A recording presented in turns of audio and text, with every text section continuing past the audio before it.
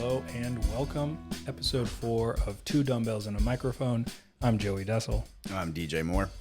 And today's topic is what makes for a good workout? Ugh. It's a big question, but this is a topic that we purposefully decided as episode number 4 because we know that this is relevant to people and we do have a bit of unsolicited advice that we wish to kind of shoehorn in onto hopefully onto your next workout.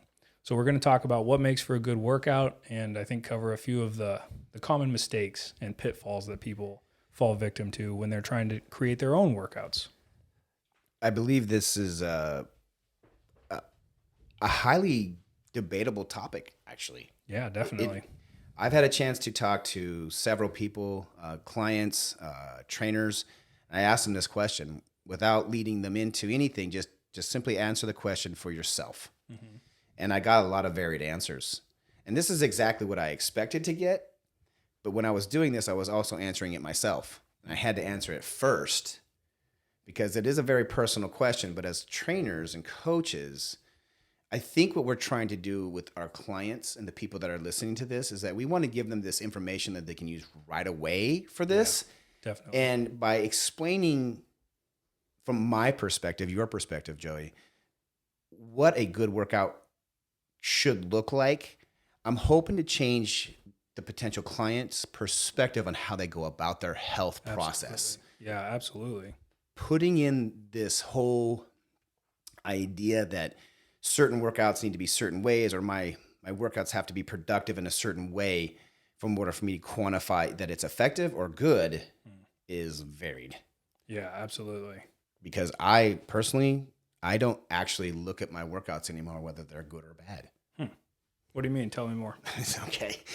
Good. I'm glad that I said this because I don't want this to sound arrogant at all. Okay. This is not about being arrogant. This is about being very well educated in my own body, my own mind, knowing exactly what I need to do and how to get it done, and then executing it to its utmost perfection is what I do.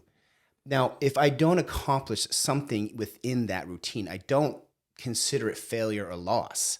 Okay. I just considered it not being done, and it's okay. Okay. So incomplete. Incomplete, but accepting Sure. that nature because of the process that I put myself under is hard to begin with for most people to do. Definitely. But I'm not necessarily trying to push myself to those peaks and limits where I can't stand or breathe or function. Yeah, either. That would be too much. So I think that's fair. A lot of people are like that. Don't want to overdo it. Now, let me ask you this, though. So when you're talking about your own workout routine and how you're establishing whether it's a good workout, you say that you're not as interested in what's good, or explain that to me a little more. What do you mean? Well, I work out 7 days a week. Okay. And I work out my legs 7 days a week. I work out my back, my shoulders, and my chest, my arms 7 days a week. It's a lot of work. Well, you would think so.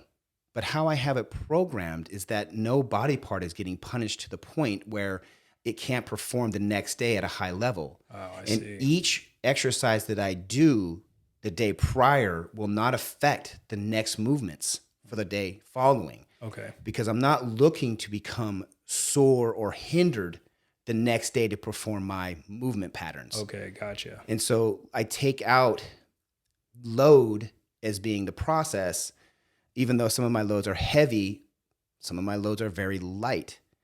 And so throughout the entire week, my body always stays at an optimal level of functioning, even though during my events, I'm quite winded and tired. I see. Okay, so you're having a high frequency. They're very challenging workouts, but you're not getting into the realm of basically being overdone and overly sore the next day. So then you can do another workout the next day and you get that high level of frequency. I have a very high level of execution.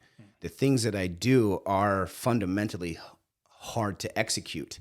Right. Okay. So technically complex movements, Of course. physically really challenging. Of course. Okay. Because at the levels that I feel like I'm at, like I need to be doing things that are both very physically challenging, but also mentally challenging for me as well. Right. And yes, of course, that comes to load, but also the tool that I use. My favorites right now are kettlebells. Okay. Because they're very hard to handle. Yeah, I was hoping we would be able to talk implements or the tools that we actually use in a workout. But let's make sure that we're really on the same track here. So we're already about 5 minutes in. We're talking about the best workout or a good workout. Let's define that a little bit more so we can all be on the same page. I got some notes for some clients. Hit me with it. What makes a good workout? Okay, so yeah, because we don't care about my workouts. Well, we can talk how to achieve these criteria. Okay, we'll hold that on next. to that. Let's make sure we cover what we're actually looking for. Okay, so this is what I got from one of my clients, and I'm not going to give names or genders. I'm just going to tell you how it is. Okay. I feel challenged, and when my body works, I'm not exhausted. Okay. So that to her, sorry, there it is. There's a gender. Dang it. Well, just it shouldn't matter. It you're shouldn't just matter. pretending it's a woman.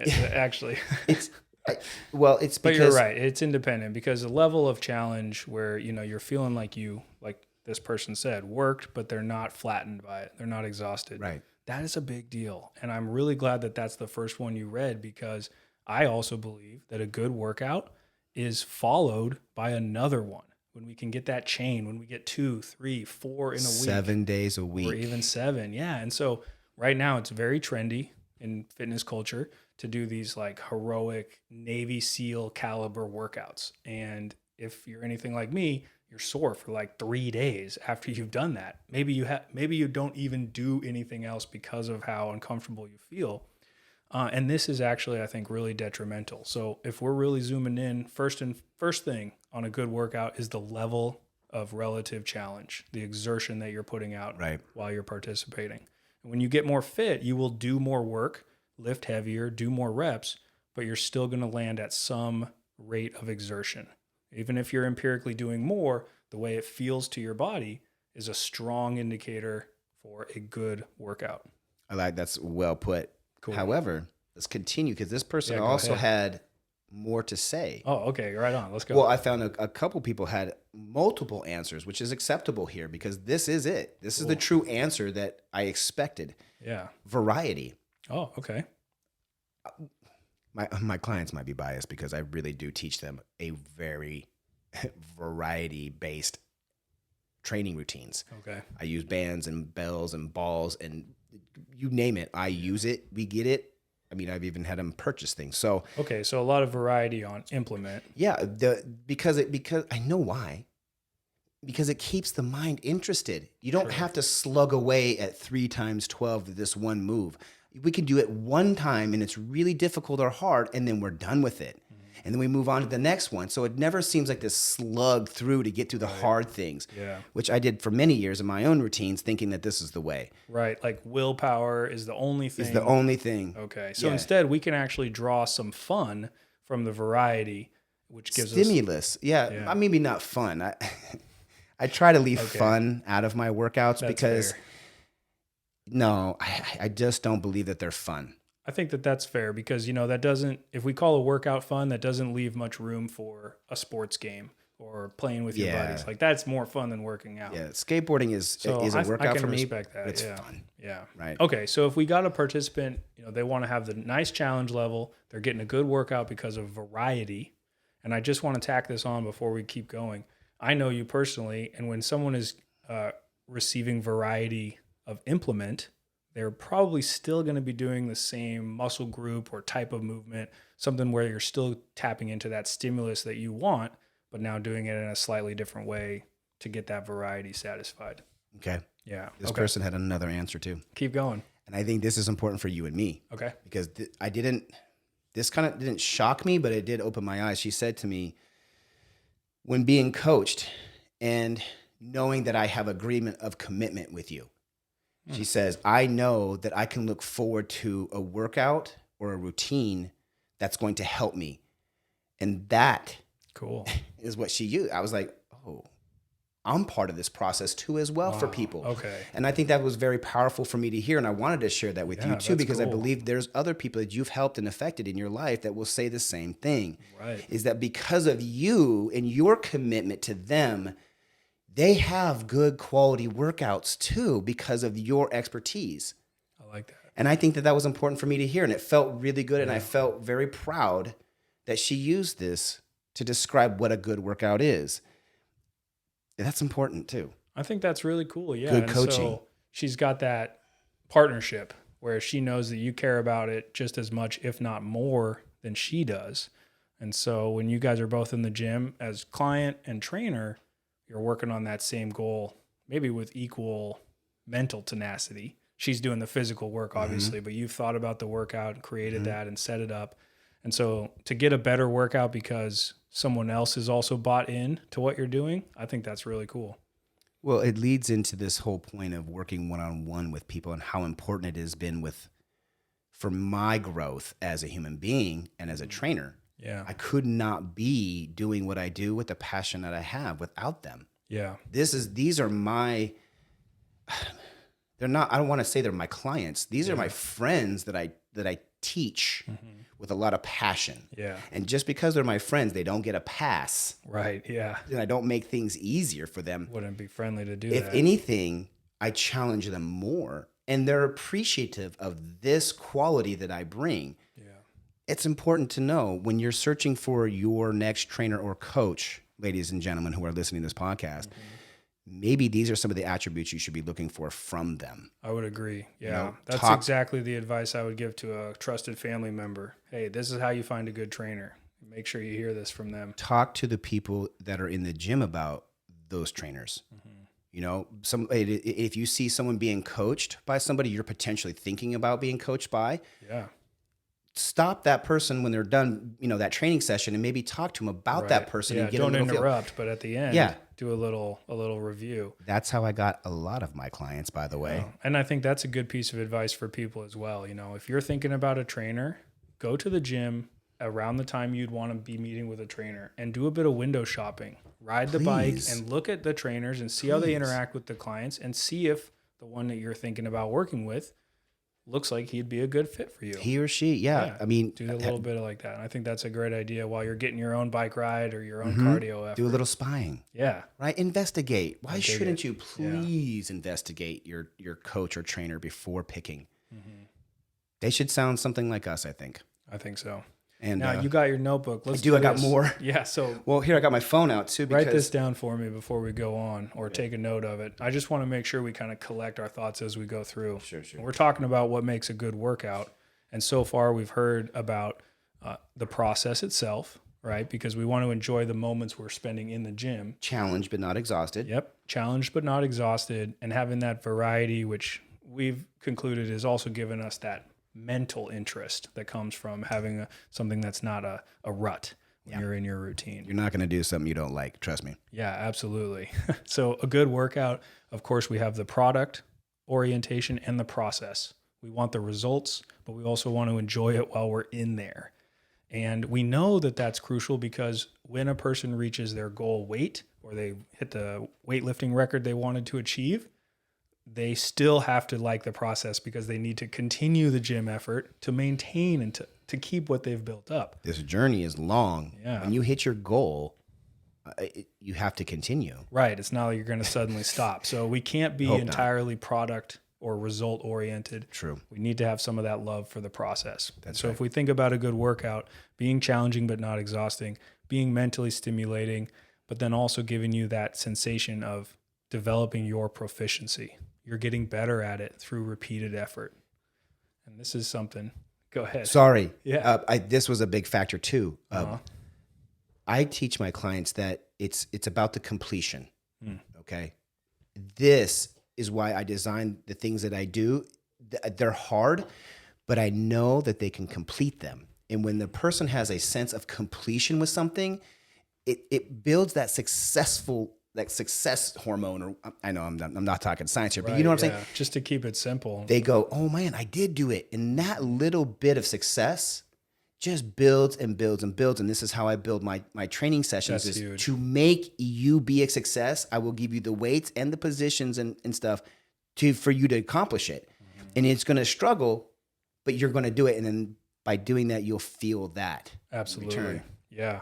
That's a Completion. huge, the ability to have that feeling of self-effectiveness, that you can put your mind to something, and if you have the dedicated time and effort, you're going to end up with the result that you're looking for. And that starts small with the workout on the whiteboard or on the sheet or on the app.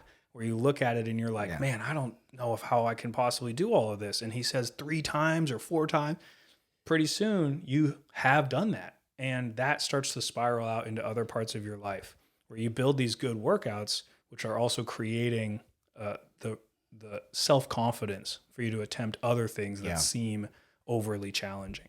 I think that's such a cool side benefit. Let's put this involved with that, because completion, when I say this, completion is new people that are going back to the gym, or just as we're inspiring you to hit the gym now. Right. Okay. Look, if you go in and you spend 20 minutes wandering around just looking at the damn equipment, I'm going to give you a pass on that. Go right ahead. Yeah. And if that's your success for the day, just go scout out that gym. Yep. Then you made it. Yeah. That's what level I'm talking about. Yep. We're going to start at the very basics of you making it.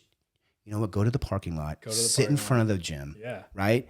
And just watch the people go in. Don't even go in then. Yeah. If that's the level that you feel, then that's what I'm talking about. If you do make it in and you do sit down and on some machines or you do some stuff, there's nothing wrong with just doing 20 minutes and leaving. Right. Let's start at 10. I'm so glad you brought that up, because, nowadays I hear so often from people, kind of this general idea of like, oh, I didn't have time, energy, ability for the full 90-minute Navy SEAL complete workout with the great stretching at the end and the start. And so I didn't do anything at all. I was like, dang it, man. Like, we cannot afford to lose out on even 75% energy or 55% energy. If that's what you got that day, do that. And if you're struggling to start, follow DJ's advice and begin with just driving to the gym, just going through the door, just looking around. Pretend you're trying to meet someone. You're looking for them everywhere. You don't see them, so you leave. True story. And let yourself feel good about what you did. Don't tell yourself that you didn't complete a workout and you fell short of X, Y, and Z.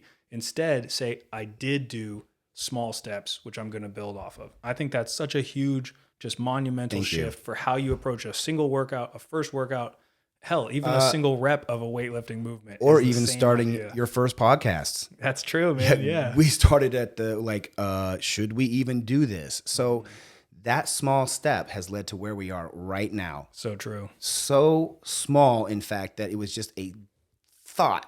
Yeah. It was just like, maybe we'll talk about it later. Yeah. And now here we are.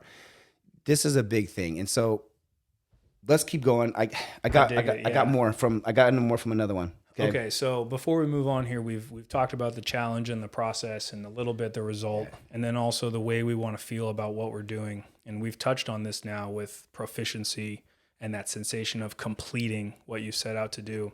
And I think that this is really underrated because, people are making workouts massively complicated, highly challenging, and then also putting themselves through the mud for falling short of following that program. True. And so I think for us to say, hey, one thing that's important to have a good workout is to feel like you know what you're doing and that you're doing it properly. And the way to achieve that sensation is with a bit of knowledge you can learn, you can be taught, but then you have to practice it. And the practice is an important part of health and fitness that we miss out on if we're constantly varying our workouts. So I'll go out right now and I'll say, I think it's crucial to have a good workout. It's crucial for us to be skillful at what we're doing, and we get skill by practicing. If we have too much variety, we're going to miss out on that practice opportunity. Okay. And you never have the chance to really rise up to a quote unquote good workout. Can I tie into this? Because I like the way you put that, because my first answer from one of my clients was the variety. And here's the distinction that I think we should make with people. Yeah. Is that I've been training this person for 6 years. Right. Okay. So like you were saying, it's like, okay, we only need about 4 movements to start with. If you're a beginner, like, why don't we just start with 4 movement patterns that we know are going to help you, right? Whereas my client, who's done those 4 and about 7 million others, she is now capable, and I have moved her into variety because she has passed to the next levels. She's kind of earned variety through proficiency. Right. Totally. And if I'm going to be very truthful, this is how I want to train from now on. Anybody that comes to me, I want to start at those levels where we're saying, hey, we're going to focus 30 minutes on just getting you mobile. Let me give you an example of this, because I've been dealing with this a lot. Normally, you and I get people who are broken into some fat. My shoulder, my knee, my hip, my back, my neck. Pick a spot. Not to be derogatory. They just have some baggage, some challenge, some injury. No trainer gets a perfect specimen. Right. Yeah. They wouldn't need us if they already We are moved getting, well and here's the and had a good metaphor. routine. You're coming in, you got 3 flat tires, your seatbelt don't work, one of your airbags has gone off, and one of the headlights is starting to dim. Yeah. And this is what we get. And we understand that. So I want my training to be like, well, first, let's get the tires inflated. Let's get that seatbelt corrected. Yeah, right. Oh, let's replace that bulb first. And then why don't we go ahead and then we can focus in on losing some of that fat or gaining some more of that muscle, because along the way, right? So yes, start small. These are good workouts. 20 minutes, good workouts. Variety for my client comes later. Right. Okay. Yeah, I like that. Does that tie in? It's earned with proficiency. It's earned with duration. You know, and I think that as we're talking about this, right along the same lines, intensity is also earned the same way. Lifting heavier, moving further, moving faster, that stuff that makes a workout quote unquote harder. Those are things that you should only do when you are moving well, because that's how you keep yourself safe, and it's how you extract the most effort in that workout itself. If you have a great squat, you're going to do heavier weights, more reps, more work in the hour that you with spend, more confidence and less trauma to your joints. So Right. It's a win-win. And so I'll say to this, if we're thinking about variety, it comes after we've gotten good at things. And getting good at things is also how we start to go a little bit faster. And that going faster is what people are interested in, right? And I'm speaking metaphorically. By saying going faster, I mean heavier or longer session, whatever your improvement may be. We want to get into that zone because that's where we start to get the results people talk to us about. That's right. They want to burn fat. They want to get strong. They want to dense up their bones. Honestly, we can't even do the work sometimes. You got to fill up the tires, right? Exactly. This is it. So we get a good workout by being good at working out, which we can develop through skill practice. Unfortunately, it's trendy right now for us to lean too much towards variety and not to be comfortable enough with that systematic, repetitive routine. It's true, but that goes right into another topic, which is annoying to me. Yeah. It says that counterculture, which was our last episode. We'll cover it again. I think that's going to be a popular one, so we'll revisit it. Why we see that this is a problem and why you should avoid this at all costs. Yep. Okay. Yeah. So right now people get into this situation where they're finished with work and they're like, oh, I got a little extra time. I'm going to I'll hit a workout on the way home. Well, what am I going to do? Shoot. This can be a barrier for participation because now we have to do the thought process of coming up with a good workout, or at least looking at someone's suggestion and determining if it's good for us. This is a hard thing to do if you're not a fitness professional, so I understand why it trips people up. And I think the solution is to have a skeleton workout, like a scaffolding that works well for you and keeps you in decent shape, and you can do almost half asleep. And then that's what you fall back on when you're a little short on time or thought process. Yeah. Yeah. And when you want a little more excellent. fitness in your life, dial it up. Get into some of those harder versions like we talk about. And when you don't have as much time, maybe it falls off a little bit. But you should have this back pocket routine where you go in and say, hey, if I can get 2 dumbbells and a bench and a little open space, I can do a push, a pull, the legs, hips, core, and I'm going to leave challenged but not fatigued. This is the core of my training, dude. You're explaining my training right now. Yeah. See, that's great, man. That's crazy. People don't see this from other fitness professionals because of the industry. The industry says, position yourself as the expert in a complicated world so that prospective client will pay you money to be their guidance through this complicated world. And we're here to say, it's not quite like that. There's a lot that we can do. Sure, there's complexity at the upper limits, but most people need to focus on beginning their participation, from getting the most out of their efforts, from making sure that it's not harmful so that they can be in it for the long term, which a lot of people need because they have serious health changes to make. We can't afford to get hurt and then fall off of our program because we did it too fast. I'm injured right now, by the way. Oh, dang. Just a little bit. My calf has been annoying, but I felt really good today, so I took it through its limits. But yeah, you know what? That doesn't stop me. I'll work right around this thing and find something else to do to make sure that I can continue on. Right. I think we need to explain to people too as well that when we go to the gym, okay, it's not every day that I'm in there and I just like, yeah, I'm gonna kill it today. Right. Not every workout is maximum it's intensity. not like that, man. Right. It's not like that at all, and I never want it to be anymore. I used to be that way.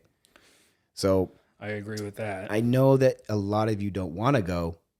However, what makes a good workout is when you actually do go.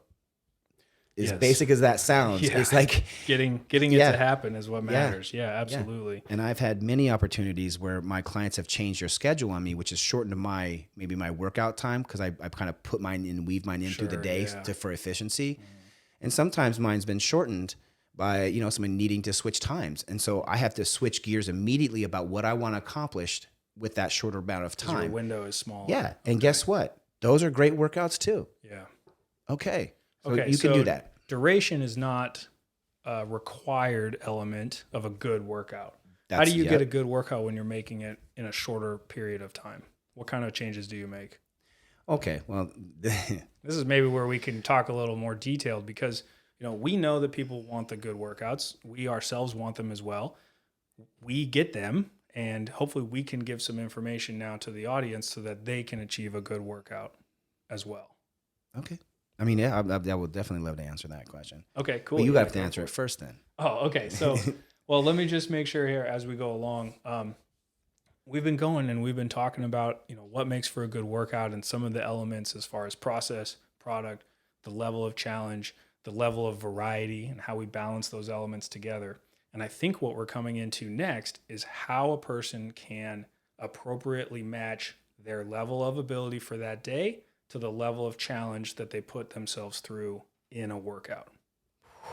Now, fitness professionals do this kind of intuitively. We have this calculation that we're running where we're getting warmed up or we're putting on our exercise shoes and we're thinking, how is our sleep? How's our nutrition been? What's our stress like? How's your posture been for the 5 hours prior to this session? Because all that stuff is going to influence how you can perform in your workout. And once we've done that accounting, we always make an adjustment. We always say, hey, we're going to substitute this movement for this other movement because of X, Y, or Z reason. And those adjustments are made because of our skill. But the reason I tell people now is because the outcome is that we're always matching what we can do to what we ask ourselves to do. And there's that challenge level that's appropriate all the way through the week. Well put, actually. I'm glad you said it like that. That's well done. Thank you. All right, great. I think this is a big deal because people show up to the gym on Tuesday afternoon with 83% energy, and they look at that Navy SEAL workout and they're like, "Oh man, it's never going to happen. I can't do it," or they try it and it's not successful. Their technique breaks down. It's like they would be so much better off if they were able to say, "Hey, here's this workout plan. Let me cut it down to 83% so that it's exactly what I am capable of today." I've done that. Yeah. And so how does a person do that? If they're not a fitness professional with college and education and experience, what can they do to make those adjustments? Okay, dude, that's a really hard question. Dan, I'm almost supposed to be on the spot because I don't know how we can answer that. Right. This is a very individual thing. And unfortunately, there is a lot of factors that come into when you don't feel like doing something. You and I are different, Joey, because we know we're built, we're cut from different cloth when it comes to this type of activity.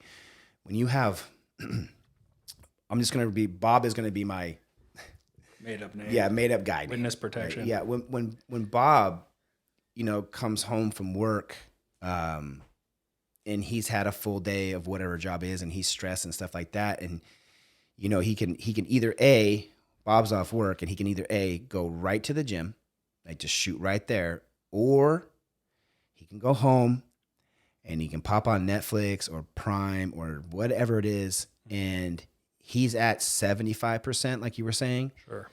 There's a real, this is what makes this question really hard to answer, I think, is because what's really alluring?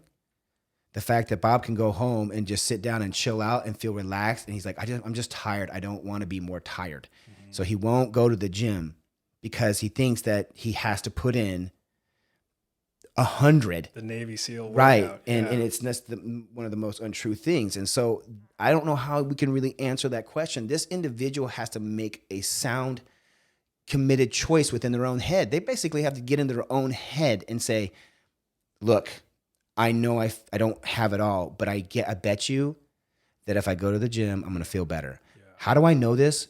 I'll tell you why I know this.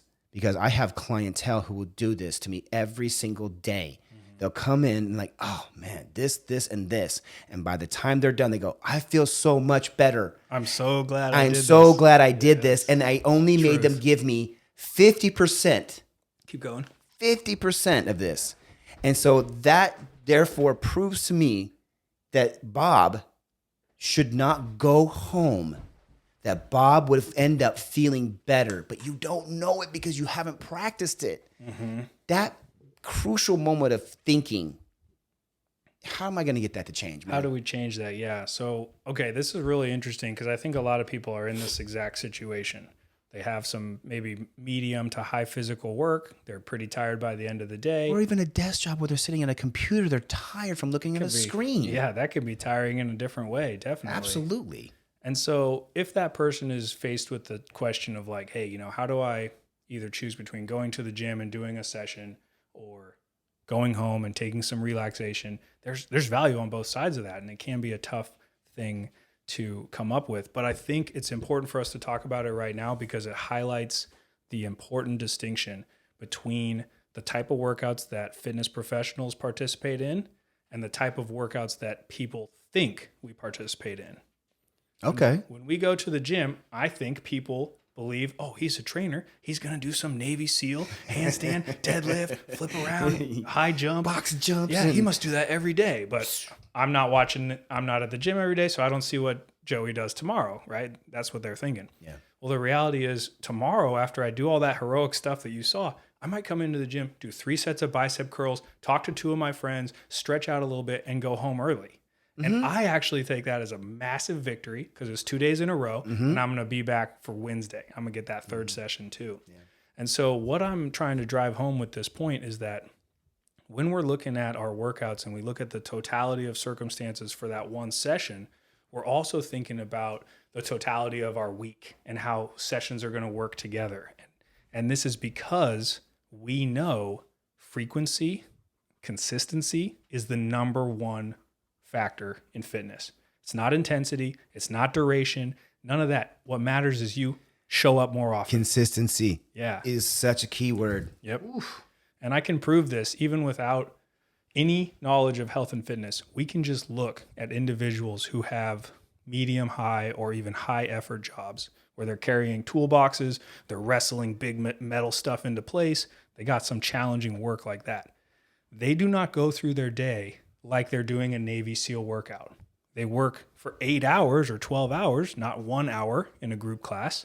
They're at a lower intensity and they'll be strong as hell after they've done this 5 years, 10 years, whatever. And so we know for sure that doing something every day makes you better at it. And if we're able to get consistency to build proficiency, then we earn variety, which is then helping us stay committed and engaged with the program. Yeah. These are the advantages that fitness professionals have, which I think we don't talk about enough when we're giving This is why info. when people look at us and they'll say things to us like, well, it's easy for you. Yeah. And I'm like, stop for a second. And I don't want to get into it with them because it's a naive comment because they don't actually, meant to be mean and it's not anything. meant to be mean. Yeah. And I shouldn't take it that way because they have no idea that I'm not going to get a Pulitzer. I'm not going to get an award for the fact that I've been doing since I'm 14. Right. Yeah. They have no idea how much work and stuff I have put in. Honestly, if you weren't good at it by now, I would be disappointed. I would be highly disappointed in myself because, well, that's how I thrive under this. Right. I need to have a high level of execution. Right. And you would expect them to be as good as you are if they had spent 15, 20, 25 years doing something. I expect my clients that have their jobs, some of them are quite professional jobs. I expect that they would expect of themselves to be very well versed in their job. Right. One of my clients is a lawyer. Yeah, right. They should be developing their proficiency as lawyers, as tow truck drivers, nurses, stay-at-home parents. I expect him to be brilliant at his job, and I'll be brilliant in mine. Yep. And he'll come to see me, and I will train him, and then he can still be brilliant in his other ways. Yep, I totally respect that. I think that's really good. Or maybe let's tie it back in because you're trying to tell us, like, how do we get you to go back? I got this right here. You got it? Have I shown you this before? Let me see this. This is what I want to bring up next, and I'll put this on the screen as well. So in the spirit of that calculation that fitness professionals do where we're warming up. I've seen this before from you. And this is my personal routine. 3 minutes on the air bike with the arms and legs. The first minute I'm getting my playlist set up, and I'm looking right now, DJ's looking at the screen. There's 6 categories. Each category is ranked from 1 to 5. 5 is the good score. And what this allows someone to do is to mimic me as a fitness professional, looking at these 6 categories, ranking myself empirically, coming up with a single numeric score by adding them together, and then using that score to dictate what level of intensity I should do. So I'll give you an example. If a person is, dude, this is intense, and I expect this from you, but I'm cool. What? We approach this way differently. This is You're talking. This is for another This is how. This is for a regular person, quote unquote, trying to learn how to be like a judge trainer. their. Oh yeah. Because I think you should go to the gym on Thursday. You should do this calculation for yourself. If the number comes up low, like let's say 14 or less, you should do a recovery session, right? Stretch, foam roll, freaking take the sauna, and you should feel good about what you've done. You should never tell yourself, "Oh, I didn't do the Navy SEAL workout today because I'm." Whatever narrative you have in your head. No, look at these categories, rank yourself, do the workout that you should, and feel awesome because you've appropriately matched your energy to your capacity. This is very nerdy. Well, definitely. That's my way, right? So it is. And this sleep, nutrition, soreness or bodily comfort, energy level, appetite. Yeah, what do you got in here? Mood. Yeah. I mean, this is you're right. And I've seen this before from you. I remember this. And this could really help set the tone for the individual. And it should only take a couple seconds here. Yeah. Less than 1 minute, for sure. And I think it takes longer to talk about than to do it itself. Yeah. And I'll tell you that, as a coach, when I do this calculation with people, they're on the bike. I say, how's your sleep from 1 to 5? Nutrition, appetite, energy. And I rank these and I total them up. And then when they land in the middle category, which is the broadest numerical range, if you look at the values, they land in the middle. As a coach, I'm never going to ask them to try a new personal record, weightlifting, on an average day, a medium day. Those efforts are reserved for when we are scoring highly on good sleep, good mobility, good nutrition. That's when we push ourselves for personal records. And I'm not saying that as I'm bigger than you and you should, follow my advice, but that's what I personally do. Well, if I'm in the middle, I'm not going to put more weight on the bar because that's the day. We're trying to give them the answer to how we want them to do this. Exactly. This is what you're really getting at. Is like, hey, look. Exactly. If you don't know when to make that choice, whether you go home or you go to the gym, stop for a second. Calculate. Do your calculations and go, hey, look, I may make it to the sauna today. Okay, you're good. Yep. And that's it exactly. You got it, DJ. If you come up with this calculation and it dictates that you go in for recovery and then you go and do that, pat yourself on the back. Give yourself a big old high five. Okay. And this is what's crucial because right now people are going in and they're not feeling up for a full workout. They're then not doing a full workout, but then they go home and feel bad about it. And they drag themselves through the mud. Like, why didn't you try harder today? How come you didn't have energy? Well, it's still that same results-based visual thing we've talked about before, right? Well, there's no way I'm going to lose all that fat by doing the sauna. Well, today's not for that. Then. That's not it. Your score shows you that you should do sauna and that it's perfectly appropriate. It's okay today. Exactly. There's always tomorrow. You get it. Good job, Joey. So I'm going to roll this in. I'll put it in the screen and we'll share it, of course, so you can see it. But I encourage people to come up with, if not that exact calculation, something similar. Like if you have a chronic disease, how flared up is it? Put that in as something you're monitoring as well, and do a little bit less when your bathtub is filled up from something else. Let's take note of this too. If you're a trainer, and because you like you said earlier, we do this intuitively, and I do this with my clients, whether they know it or not. Well, actually, they do know it because I explain to them why we're changing it based on the discussions we were just having. Yeah. Right. I can have them come in and say to me, "Oh, hey, look, my hip, my neck, my back, whatever," and I'm going to immediately make my assessment. Right away. I'm going to go, we're going to do this, this, and this now. Totally. And so, okay. As soon as someone comes in and they're looking a little stiff and they're like, yeah, my back's pretty tired, I'm already calculating how I would adjust the workout. So when you're a trainer, right, and you express to them this thing, another way to check your trainers is to see if they go and say, hey, look, all right, let's change things up. Let's work on this, this, and this instead. And that should be another marker for you. Big time. A good trainer is going to be like, hold on. Let me redo this. Even though I used to do this all the time. I had stuff written down. All and then they say, oh, my neck. And I'm like, oh, crap. Change it. Guess what? we're going to do this and this and this. Right. Yep. And you know how appreciative they are for this? This is a sign of a truly good trainer. Right. Who will stop. Yeah. And like, hold on. So that's it. I just wanted to put that in there. Guys, girls, look, if you get into a trainer, look for these qualities too. Yep. You know? And when your trainer makes those adjustments, like following our analogy, if you come in with a stiff or sore back and he changes the workout to work around that, you don't have to apologize and say, sorry, I couldn't do your whole plan, or sorry. Right. It's like, sweet. When I change a workout movement because I'm making room for what I've already done the day before, I don't apologize to myself for it. I pat myself on the back, say, smart move, good substitution. Good job. You know, I have done that so many times in my workout. Grab something and went, nope, not today. Yeah. And so if we're talking about what makes a good workout, I think this releasing of yourself from your expectation of what you should do in a good workout, or what you think others' expectations of you as well. We need the solo workout where no one sees what you did. You didn't see anybody else do anything. How would you move and what would you do if you were really focused on how it felt and what felt good for you? A good workout is you paying attention to how you feel. Should be very mindful. Yeah. Yes. And it's okay to take those moments to gauge how you feel, whether or not you do it with Joey's method, or you take a time to sit down in a chair and just take a few breaths and just think for a second. Yep. Either way, this is a process too that you can use in order to get yourself ready to have a 60% kind of day in the gym. Right. It's okay. Discover that you're at 60, do 60, feel good about 60, and then come back the next day. That's going to have a watershed change. If you're currently doing it how most people are, which is like not effective, then make this difference for yourself, and it's going to make a huge impact on your own fitness. I've had good workouts. That's what we want. Well, I've everybody. had people come up to me before and they've seen my entire workout and they're like, dude, that was a really gnarly workout that you did. I saw the whole thing. And I would look at them and go, not really, bro. Not that gnarly. It wasn't that gnarly. Right. Like I might be sweaty and I might be breathing heavy, but I'm like, that's not that bad. It's not being braggadocious. I just want to explain that it's like, I don't go 100. Right. It doesn't make it. Yeah. But however, I want to put this but in here because I have a different example of what makes a good workout.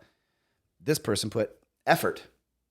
Any workout is good if the effort is put in. Mobility, strength, and knowledge improvements are benefits, but effort is the core. Okay, I have to be honest. He's my client. Yeah. So I've had a lot of time to work with him and use certain dialogue with him to help coach him, because his thought process too is very clouded in expectations of himself, expectations of me. And so when I would talk to him about his effort, because he feels that he needs to lift bigger weights. And I was like, well, this is not true. And I'm not going to go deep into that, but I taught him that even if it's 10 pounds, the effort that you can bring to something is your intent focus on making it hard. Okay. So we can take 10 pounds and I can make it extremely hard depending on the maneuver, however you want to say it, function. Yeah. And 10 pounds can be extremely difficult. Based on exercise selection, correct, grip modification, correct, whatever adjustment, timing, all these things are factors. And so we can get a high challenge without necessarily a high load. Right. Okay. But I have also taught him that the effort he applies to it is what's important, not the number on the bell. Or the thickness of the band. Sure, yeah. And it's like the intentionality of the rep. Exactly. Yeah, it's like I'm going after this, but it doesn't, the size or the load does not indicate whether or not it's good. Yeah. So I think he answered it pretty correctly for himself. And I think that's because I've also coached him into understanding himself better. Yeah, so I hear you say that, and I think it speaks really well to what we know intuitively, which is that when we're in the workout, and I think to count it as a good workout, we need to visit that challenge zone. Maybe this is the effort that he's speaking of. Like, yes, we know intuitively this is true. We have to kind of butt up against the upper limit of what we're capable of if we want that upper limit to get pushed up further. Yes. And so I know for a health and fitness person, for someone who moves well and can jump on a box and has a six pack, it can feel like in the gym, pretty good. Like it actually is. It feels nice to work hard when Yes, people do enjoy this. This is a good workout. You're moving with good technique. You're having this deep breathing. You're hopefully feeling good about what you're doing. Yeah. This makes it so that workouts don't really feel like hard to do. Sure, they're physically difficult, but it's like a good outcome at the end as well. And so we can work in that challenge zone, and we don't have to have it be like a torture festival, which I think is what a lot of people start envisioning when they're in the gym. They're like, how much do I have to put up with? How much can I handle today? And we're here to say, hey, when you're moving well and you have good pace and you go down slowly in your squat before you stand up properly, your knees don't hurt. Your leg muscles will be challenged, but that actually feels kind of good. And if I had knee pain mid squat, I would also not squat. Yes. Right. And so like, I get why people are stopping or derailing or going lighter, but ultimately I want them to understand that for a good workout, when we develop our technique, then we get to start playing around with effort and intensity and really starting to thrive off of like that feeling of trying hard and getting a result from it. I mean, that's a great sensation, but it's not available until you earn up to it. To that. We keep, I don't know if people are really listening here, but I hear it. Yeah. We keep circling back to this one point. Mm-hmm. It's just your commitment. Right. The effort will come, the changes and varieties will come. We keep circling back to this one point. It's just you just being there is where you need to go. You got to start showing up. You just got to show up. Yeah, that's the beginning of it. And you know what? It's like there is such a high barrier to entry right now that it's even hard for people to begin with that first show up. They worry about how they're going to look, how red their face is going to get. What if they can't complete the whole workout? Yeah. What if all these things where it's like, hey, I recognize that those can be really significant, but what's on the other side is more significant. We have to work on overcoming these barriers. We have to get people started, because once we can get them rolling and they're in the momentum, they got a streak, well, then pretty soon they're going to be a person who says, I can't imagine going 3 days without working out. Yes, that's my Rather clients. than, oh, I can't imagine doing 3 days of workouts. Like, what's the difference? Well, 3 days, 3 workouts in 3 days is 3 sessions of harmony, feeling good, breathing deep, getting sweaty, feeling successful about what I've done. I want to go in for a 4th. That's a totally different scenario from someone who's moving with poor technique because they're doing a ton of variety. They're trying to get the intensity, so they're going up and down fast, so it's making their joints hurt. Like, yeah, I can see why you don't want to do a second, I've been watching third, too many fourth YouTube session. videos about how to get lean. Yeah. Or bigger muscles or something like that. I'm sure they're following something ridiculously dumb. Unfortunately, that's the culture right now in the industry, is putting out that message a lot. But we're here to say, hey, if you can get in there and you can do 2 leg exercises, 2 arm exercises, something for your front core and something for your back core, right? Glutes and abs, you're going to be so much better off than delaying that participation because you're waiting till you're 100% ready for that Navy SEAL caliber workout, or you're waiting until whatever else perfect scenario. So can I put this, I'm going to not turn the gears on our potential listeners, but actually kind of put something on them too. Okay. Here's what I think is really important. Okay. You as a potential client need to be educated yourself about us. Mm-hmm. And so I think this has been a real brilliant example of getting to know people like trainers like us we're putting out a podcast for you to actually hear what we're going to say as trainers. Like, this is what you should expect from the person you go and hire. Yeah. Okay. Now look, agreed. I'm going to put the onus back on you, on the potential clients or further listeners. When you're searching out someone to help you, because I told you, one of my clients said it's because of me that I have helped her continue, and it's makes good workouts because I'm involved. Mm-hmm. When you go to find your next trainer, your next coach, you need to look for that quality there. Okay. I'm going to put this, I want to make sure I put this correctly, because I don't want clients to be offended in this at all. Okay. Because most clients come to us and they want one thing, a couple of things. It's usually fat loss and muscle gain. It's it's what everybody wants. Same thing I want too. I know. And to be a little bit more discerning about what you need to be honest with your trainer about what you really are dealing with and working for. Okay. And be open and upright about this, because you know what? It's nice to know that my clients are like, dude, I can barely handle a 30-minute workout. That's okay.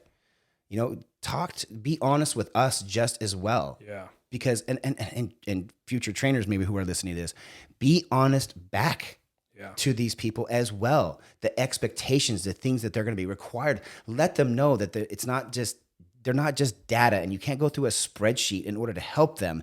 There's not just one system. And so now the potential clients, they need to also become smarter too, right? And when searching for something like us, take your time, listen, be honest. My clients stick with me because I do provide that element. Yeah. But if you can't afford that, I get it. This is where you have to become very self-sufficient. You have to work for that independence of and that knowledge. So be okay with not knowing how to do something, but you need to be educated on how to do it. Don't come to the gym and I'll use the example of the squat and just start squatting something. Right. It's okay for you to look at videos and listen and practice in your home too as well. Mm-hmm. Be a little bit more involved with your own health because it's right at your fingertips. Anybody can look this up. Sure. Yeah. Please, clients and potential listeners. I know this is a hard talk maybe for somebody to hear, but it's on you, really. Right. The effort that you need is yours. Yeah. Your mindset that you need to change is yours. I'm not here to convince you. I'm not at all. I'm not a psychologist. I'm here to tell you that the real change for you is going to come from you. Right. You're just going to have to learn how to work through that. Yeah. There's no easy way. There's ways to do it. Your little point system. I sit down for a few minutes, take a few deep breaths to assess the situation before going into it. These are good ways to try this. Mm-hmm. But at the end of the day, it's just you, the client, the potential listener. You are the ones that have to do this work. Yeah. Okay. I'm glad you brought that up, because that is really true. I'm not going to let them off the line. There's nothing magic about attendance duration. If you go to a 60-minute session twice a week for 52 weeks, but all you did was sit in the corner of the room, you wouldn't get any more fit. So it's not like the results just come racing in from being at the magic location of the gym. Yeah. Ultimately, we do need to be putting in that work. And when you're going in there, if you're getting started with your fitness or if you're upgrading your fitness routine, you should expect to have that sensation of being an amateur. Absolutely. Be okay with not knowing stuff. Be okay with asking quote unquote dumb questions because fine by me. Yeah, what you're looking for is to improve yourself and to continue harnessing those benefits. And it's the same thing that we've done. Trainers are not immune to this growth process. So if you're feeling that way, don't beat yourself up over it. Say, hey, this is how it is, and I understand. But it's up to you to learn it, though. Right. Like if you can't afford a trainer, well, then don't complain because you can't do the squat because you can. Mm-hmm. You really can, but you're going to have to take that step of effort to want to learn it. Right. And I'll tell you, DJ, when you bring this up, the thing that comes out at first in my mind is if we're going to ask that of a participant, we're going to say, hey, we want this to matter to you to the point where you move other calendar events out of the way of your workout. You think ahead, you bring your clothes with you in the trunk so you can get a workout after your day. Like if we want you to do that kind of stuff, if we want to ask you of that level, we know that it takes a serious fuel. You have to have a strong why.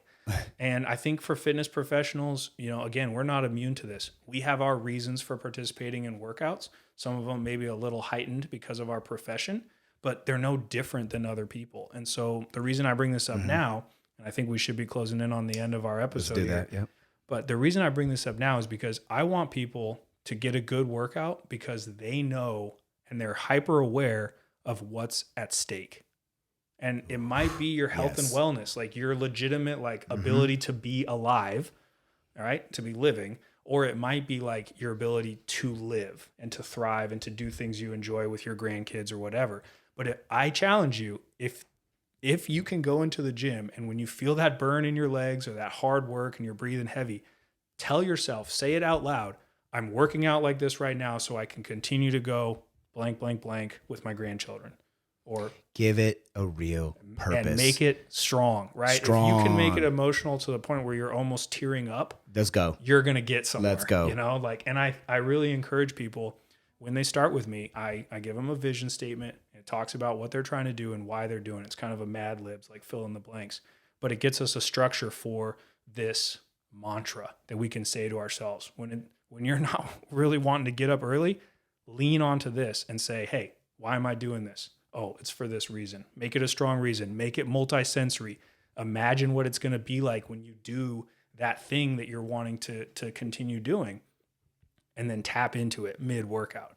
I think this is a crucial thing to talk about in what makes a good workout, because the best workouts I've ever had this fuel, like a rocket thrust, right? Continuing to go through the discomfort, because you are right in the moment reminding yourself why it's worth doing it. Why is this burning? Yeah, I know this, man. And we all live like kings nowadays, where you mentioned it. We could go home from work, we could sit back, we could have food brought to us, delivery, or, if you were an ancient king, they would bring you food in your courtroom.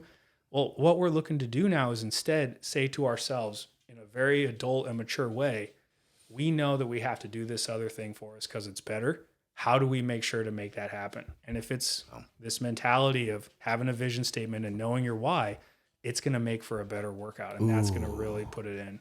Before you even go to the gym, ladies and gentlemen, if this is your first time and we have encouraged you, we've hyped you up enough to go and try this. I love it, yeah. Okay, look, before you go, write it down. I don't care where you put it. In your phone. Type it in your phone. Do something. Write it down. Why are you really here? Yeah. Why are you going to do it? Yep. Because I can tell you I've trained a lot of people and their why wasn't strong enough to continue them on. Mm-hmm. And now they're in worse conditions than when they started. And it's, okay, this is the choice they make. But before you guys go, write it down. Yeah. Try it out. Hey, you don't believe us? Guess what? I've done this. I've been doing this. And this is why I'm still doing this, is because I still continue on with that mentality. Exactly. Why? Purpose.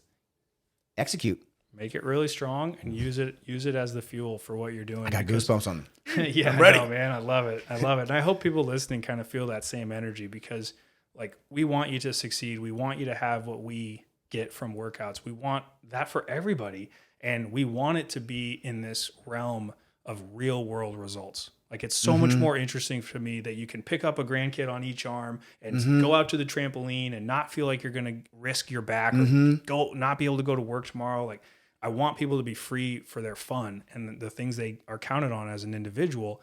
And that's so much more exciting than second championship or more trophies for the team, or you ran a little faster in your sprint. Now you're all state. Those are great, but yeah, that's fine. I want 24 hours a day results. And so if you're in your workout and you can actually say to yourself, and this will take bravery, I'm working out to get rid of my extra body weight so that I will still have a great life in 15 years when I'm walking my daughter down the aisle. Yes. Like, I mean, that sounds a little scary and I don't want to be offensive to anybody, but what matters to you should be in that sentence that you say when you're trying to stay in the plank or stay in the pull-up or stay on the run or whatever it is that you're doing. A good workout is going to be fueled by that. It is. That's a good, I like that. Let's end that with this, because this has gone on a lot longer than I thought it would. Totally, me too. But guess what? This is because both of us are extremely passionate about helping you. And that's our main premise here. Yeah. Is that we get this message across that we're here to help. Okay. Absolutely, man. And look at us. We've already gone on almost an hour. Oh, Lord. I know we could keep going, but we'll cut it off here, keep it short. We'll just recap real quick what we covered, and then that'll be it for today. And we'll thank you for listening. So, episode number 4, what makes for a good workout? We covered physical readiness to determine what you should do in a workout. We talked about the factors of fitness with proficiency, variety, duration, intensity, consistency. We talked about how to gauge a workout and a series of workouts so you can get a week of training, and hopefully a month and a year. The balance of safety versus effectiveness, and the way that technique actually allows us to work heavier and still stay safe when we do that. And then we finished off with our why. What are you doing your workouts for, and how you can use that to really make each session as good as possible. Yeah, that was good. I think this is probably one of my favorite ones so far. Cool, man. Yeah, I feel like we're building kind of a little rhythm here, and we hope you guys really appreciate this. We actually, whoever does listen to this, and if you appreciate it like we do, you feel like you want to share it with somebody who needs this kind of talk, please share this. Absolutely. We would love for this message like this to go just out to everybody who's struggling with this kind of topic. Yeah, absolutely. You know? DJ's got it absolutely right. So questions, comments, concerns, ideas, suggestions, we want to hear from you. And if you do us the favor of sharing this content onward to someone else that will benefit from it, heck, even better. Cool. Let's take it out, man. Let's sign it out. That's right. 2 Dumbbells on a Microphone. Thank you, everybody. Have a great day.